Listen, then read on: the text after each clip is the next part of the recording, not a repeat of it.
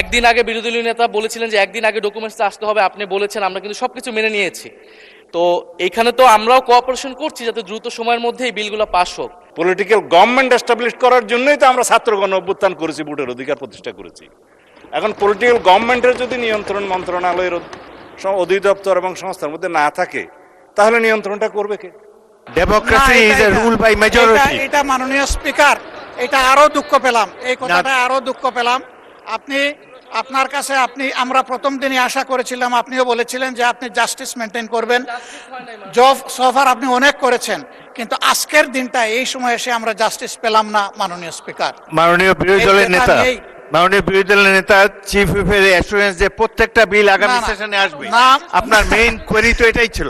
মাননীয় আইনমন্ত্রী স্পষ্ট করেই মাননীয় লিডার অব দি হাউসের সাথে আলোচনা করেই তখন সেই প্রস্তাবটা দিয়েছে যে জুলাই স্মৃতি জাদুঘর সম্পর্কে মাননীয় বিরোধী দলীয় চিফ হুইপ এবং অন্যান্য মাননীয় সদস্যরা যে আপত্তিটা তুলেছেন, সেই বিষয়টা উনি এক্সপ্লেন করেছেন যে এটা সরকারের পক্ষ থেকে অ্যামেন্ডমেন্ট না, এটা একজন প্রাইভেট মেম্বার হিসেবে একটা অ্যামেন্ডমেন্ট দিয়েছে। সেই অ্যামেন্ডমেন্টের উপরে ওনারা বক্তব্য রেখেছেন, এই পক্ষে আইনমন্ত্রীর বক্তব্য রেখেছে, কনসার্ন মিনিস্টার বক্তব্য রেখেছে, পাশ হয়েছে। তারপরেও আপনার কাছে যেহেতু মাননীয় বিরোধী দলীয় নেতা এবং অন্যান্য সদস্যগণ আপত্তি তুলেছেন, এই জুলাই স্মৃতি জাদুঘর আমি নিজে এবং মাননীয় বিরোধী দলীয় নেতা প্রফেসর ডক্টর ইউনূস, মাননীয় প্রাক্তন সাবেক প্রধান উপদেষ্টা সহ দেখতে গিয়েছিলাম। এটা জীবন্ত জাদুঘর, এটা জীবন্ত ঘর, জাদুঘর নয়।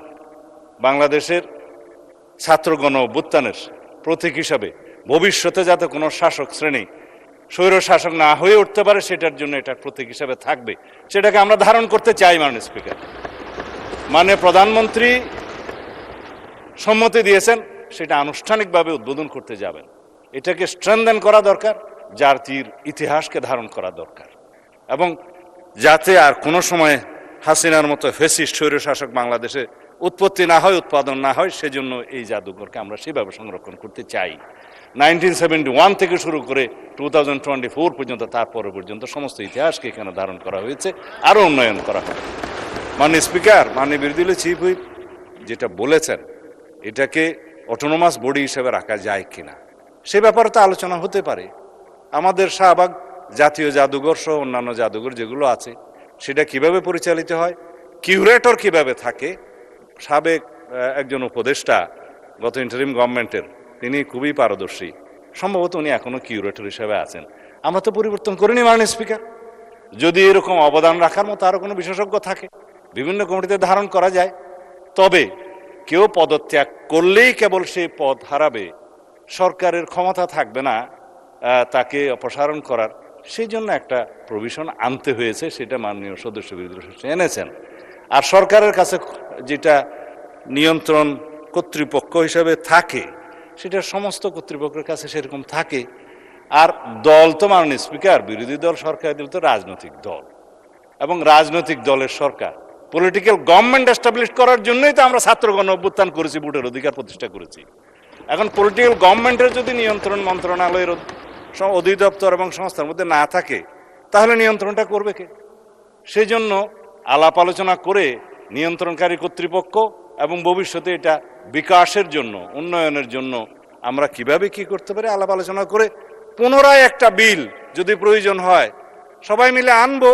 সেখানে আমরা বিরোধী দলের যে সমস্ত প্রস্তাব দিয়েছে সেগুলো আমরা ধারণ করতে পারি, এই প্রস্তাবিত দিয়েছে এই সংসদে।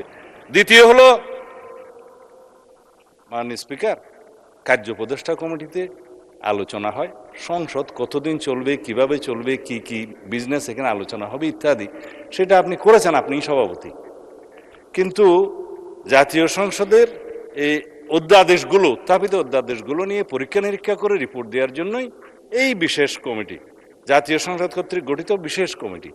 এখানে স্পষ্টতই কয়েকটা ভাগে সুপারিশ করা হয়েছে, যেটা আইনমন্ত্রী বললেন 16টা অধ্যাদেশের ব্যাপারে এখানে বলা হয়েছে এখনই বিল আকার উত্থাপন না করে যাচাই বাছাই করে অধিকতর শক্তিশালী করে নতুন বিল উত্থাপনের বিষয়ে সুপারিশ করা হয়েছে, এমন 16টি বিল। তার মধ্যে উনি যেটা বললেন যে দুদক, সেটা এখানে আছে, মানবাধিকার কমিশন আছে, অথচ এগুলো নিয়ে আলাপ আলোচনার যথেষ্ট সময় আপনি দিয়েছেন। এবং এইখানে আপনি দেখবেন তিনি যেভাবে বললেন যে গুম প্রতিরোধ ইত্যাদি বিষয়ে ওনারা নোট অফ ডিসেন্ট দিয়েছেন, সেই নোট অফ ডিসেন্ট বিষয়ে কথাও হয়েছে, কিন্তু বিলটা যখন আসবে তখন আলাপ আলোচনা করেই আসবে পরবর্তীতে। সেখানে ওনারা ওনাদের মতামত দিবেন, সংশোধনী দিবেন, আলাপ করব আমরা। গুম আইন, মানবাধিকার কমিশন আইন এবং প্রয়োজনে আইসিটি অ্যাক্টকে আরও বেশি শক্তিশালী করা হবে সবাই আলোচনার ভিত্তিতে। এই কথাগুলো আমরা এখানে প্রতিশ্রুতি দিচ্ছি, আলাপ আলোচনা করছি। সময় আছে মাননীয় স্পিকার, এখন বাজে 7:30, রাত 12টার সময় 30 দিনের সময়সীমা পার হবে। এই অর্ডিন্যান্সগুলোর ভাগ্য নির্ধারণ হবে তার মধ্য দিয়ে। তো এখন যদি এই যে বিশেষ কমিটির রিপোর্ট ওনাদের সামনেও আছে, এখন যদি এই বিষয়ে ওনারা ডিফার করতে চান, এটাকে মাননীয় স্পিকার সংসদীয় আচরণ হবে। ধন্যবাদ মাননীয় স্পিকার। মাননীয় সদস্যবৃন্দ, আমার তো কোনো ডিফারেন্স অফ ওপিনিয়ন দেখছি না। আপনারা যেসব আপত্তি তুলেছেন ট্রেজারি বেঞ্চ থেকে সেগুলো আলাপ আলোচনা করে নিষ্পত্তি করার জন্য প্রস্তুত। আলাপ আলোচনার দরজা খোলা আছে। এই সংসদের মাত্র 1 মাস গিয়েছে, এখনো তো 5 বছর সময় প্রায় বাকি আছে। আপনারা আলাপ আলোচনা করে এগুলা নির্ধারিত করতে পারেন, অনেক সময় পাবেন। সুতরাং একটু ধৈর্য ধরেন। আমার মনে হয় যে I can see the spirit of cooperation. আলাপ আলোচনার মাধ্যমে আপনাদের সাথে আলাপ করে সিদ্ধান্ত নেওয়া হবে। তারপরেও যদি আপনারা আপনাদের মনোভাব যদি অপরিবর্তিত থাকে, আবার হাউস ফ্লোরে আপনারা আপনাদের বক্তব্য দিতে পারেন। আপাতত এই সমঝোতামূলক পরিবেশটা বজায় থাকুক, এটাই আমরা চাই। এবং সর্বশেষ যে একটা বিল আছে এটা শেষ করি। ধন্যবাদ। জি, মাননীয় চিফ হুইপ বলেন। মাননীয় স্পিকার, এখানে যে জাদুঘর নিয়ে আমার যে অপিনিয়নটা, তারা যে কোনো সংশোধনী আনতে পারে, পাশও করাতে পারে, কিন্তু সেটা তো এখন যদি তারা বলে যে প্রাইভেট মেম্বার হিসেবে তারা সংশোধনী এনেছেন, এটা সরকারের এখতিয়ার না, তাহলে কিন্তু সরকারি মেম্বার হিসেবে তো মন্ত্রী সেটা গ্রহণ করেছেন। আমাদের যেগুলো নোট অফ ডিসেন্ট, মন্ত্রীরা তো বিরোধিতা করেছেন। এই মন্ত্রী, সংস্কৃতি মন্ত্রী চাইলে সেটা বিরোধিতা করতে পারতেন, কারণ সংস্কৃতি মন্ত্রী তো সেই কনসেনসাসের পার্ট। সংস্কৃতি মন্ত্রী তো সেই সংশোধনটা নিতে পারেন না। আপনি বলেছেন এটা একদিন আগে, বিরোধী দলীয় নেতা বলেছিলেন যে একদিন আগে ডকুমেন্টসটা আসতে হবে, আপনি বলেছেন, আমরা কিন্তু সবকিছু মেনে নিয়েছি। তো এইখানে তো আমরাও কোঅপারেশন করছি যাতে দ্রুত সময়ের মধ্যে এই বিলগুলো পাস হোক, কিন্তু আধা ঘন্টা আগে একটা সংশোধনী আনা হলো যেটা আমাদেরকে জানানো হলো না, এটা তো এক ধরনের ছলচাতুরি মাননীয় স্পিকার। এবং আপনার সভাপতিত্বে কিন্তু এই জিনিসটা হলো, ফলে এটা কিন্তু কনসেনসাস ব্রেক করেছে। তারা যে কোনো সংশোধনী আনতে পারে যে কোনো সময়, তাদের এখতিয়ার আছে, এবং তারা সেটা পাসও করাতে পারে। আপনি এই কথা তো 2 মিনিট আগেও বলেছেন। তার জবাবে আইনমন্ত্রী কিন্তু বলেছেন যে এটা নিয়ে আলাপ আলোচনা করতে পারে। আবার একটা স্বরাষ্ট্রমন্ত্রী বলেছেন যে একটা বিল আবার আনতে হতে পারে, সেখানে বসে আপনারা আলোচনা করেন। এই চ্যাপ্টারটা ক্লোজ করা হয় নাই। The matter has not been closed yet. এটা নিয়ে পরবর্তীতেও আলাপ আলোচনা হতে পারে, আবার বিল আনা হতে পারে। না কোনো চাতুরি দেখতেছি না। আবারও মাননীয় বিরোধী দলের নেতা, এটা তো ছোট্ট একটা বিষয়, এটি নিয়ে তিক্ততার আমি কোনো সুযোগ দেখি না। বলুন, তবুও বলুন আপনি। মাননীয় স্পিকার, ওনারা বলেছেন যে অধিকতর যাচাই বাছাই করে আগামীতে আরও সুন্দর বিল আনবেন, কিন্তু ওনারাই আবার বলছেন যে আজকে রাত্রে 12টায় টাইম শেষ। তার মানে টাইম শেষ হওয়ার সাথে সাথে সব ল্যাপসেস অটোমেটিক্যালি শেষ, এগুলার আর কোনো কার্যকারিতা থাকছে না, এগুলা অটোমেটিক্যালি ল্যাপস হয়ে যাচ্ছে। কোনগুলা? যেগুলা বিশেষ জাতীয় গুরুত্বপূর্ণ, সেই সবগুলাই রয়ে গেল ওই কাতারে। তো এইগুলা যদি এই কাতারেই রয়ে যায়, তাইলে মাননীয় স্পিকার, আপনাকে আমরা কিভাবে সহযোগিতা করব বলেন? আমাদের তো একটা কমিটমেন্ট, যেমন তাদের কমিটমেন্ট জনগণের কাছে আছে, আমাদেরও আছে। আমরা এই কমিটমেন্টের জায়গাটা থেকে কি শোনা যাচ্ছে না নাকি? Thank you so much. এই জায়গাটা থেকেই আমরা চেয়েছিলাম যে কোঅপারেশনের মাধ্যমে, যেভাবে একটা বিশেষ কমিটি করে দেওয়া হয়েছিল, আপনিই করে দিয়েছেন আপনার সভাপতিত্বে, তারা যতটুকু পারেন ঐক্যমত হয়ে এসেছেন, যে সমস্ত জায়গায় ডিসেন্ডিং ওনাদেরও আছে আমাদেরও আছে, সেগুলো এখানে আলোচনা হতো। আলোচনা হয়ে তার ভাগ্য যেটাই নির্ধারিত হতো আমরা তো মেনে নিতাম মাননীয় স্পিকার, কিন্তু আলোচনাই হবে না। এখন তো এটাকে অলরেডি এজেন্ডা আউট করে দেওয়া হয়েছে। তাইলে আমরা কি করতে পারি বলেন? বলা হচ্ছে যে ভবিষ্যতে আনবেন, ভবিষ্যতে আজকে রাত্রে 12টার পর তো আর 1 মিনিট কাউন্ট হবে না। এটাই তো রেড লাইন। আপনার শেষ হয়েছে? জি, আমার শেষ হয়েছে, ধন্যবাদ। আমার তো মনে হয় যে মাননীয় স্বরাষ্ট্রমন্ত্রী সংসদ নেতার পক্ষ থেকে যে কথা বলেছেন এবং এই যে রেফারেন্স দিয়েছেন এই বিশেষ কমিটির, কোনো কিছুই তো ক্লোজ করা হয়নি। পরবর্তীকালে প্রয়োজন হলে এই ব্যাপারে বিল আনতে পারেন। আলাপ আলোচনার উপরে তারা গুরুত্ব দিয়েছে, আপনাদের সাথে আলাপ আলোচনা করেই তারা বিল মেনেছে। সুতরাং এই ব্যাপারে আপনার চিন্তিত হওয়ার কিছু নেই। আজকে যদি ল্যাপসও হয়ে যায় আবার এটাকে নতুন করে বিল আকারে আনা সম্ভব, যদি আপনাদের মধ্যে আন্ডারস্ট্যান্ডিং থাকে।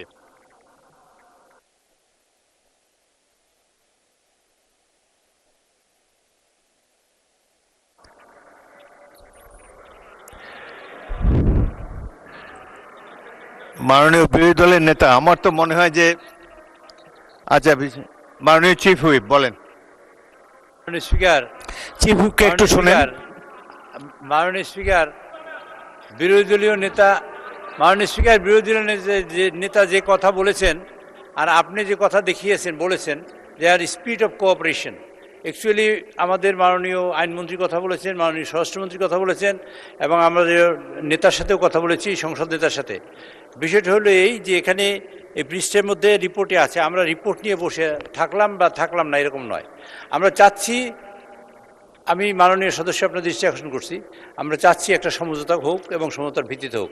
আমাদের তরফ থেকে আগামী সংসদে, আগামী সেশন তো ইনশাল্লাহ বাজেট সেশন হবে, বাজেট সেশনে সবগুলো বিল আসবে ইনশাল্লাহ, সবগুলো বিল আসবে। তখন আপনারা সময় পাবেন এখানে এবং এই সবগুলো বিলই আগামী বাজেট সেশনে আসবে। সুতরাং সেখানে যেমন আপনারা আলোচনার সুযোগ পাবেন এবং এখানে কন্ট্রিবিউট করার সুযোগ পাবেন। মাননীয় বিরোধী দলের নেতা চিফ হুইপ অ্যাসুরেন্স দিয়েছে প্রত্যেকটা বিল আগামী সেশনে আসবে। I think this should satisfy you. প্রত্যেকটা বিলই আগামী সেশনে আসবে। বিরোধী দলের নেতাকে মাইক দেন, মাইক দেন। আস্থা হারানো অবস্থায় এখানে বসা মিনিংলেস। ও আপনার you are determined to stage a walkout. এখানে ট্রাস্ট মেইনটেইন করা হয়নি, এটা আমাদের দুঃখ যে আমরা এই দুঃখ নিয়ে এখন ওয়াকআউট। না, আপনারা যদি ওয়াকআউট করার জন্য আগে প্রথমে সিদ্ধান্ত নিয়ে থাকেন, মোস্ট ওয়েলকাম, নো প্রবলেম। না না, democracy is a rule by majority. এটা মাননীয় স্পিকার, এটা আরো দুঃখ পেলাম, এই কথাটা আরো দুঃখ পেলাম।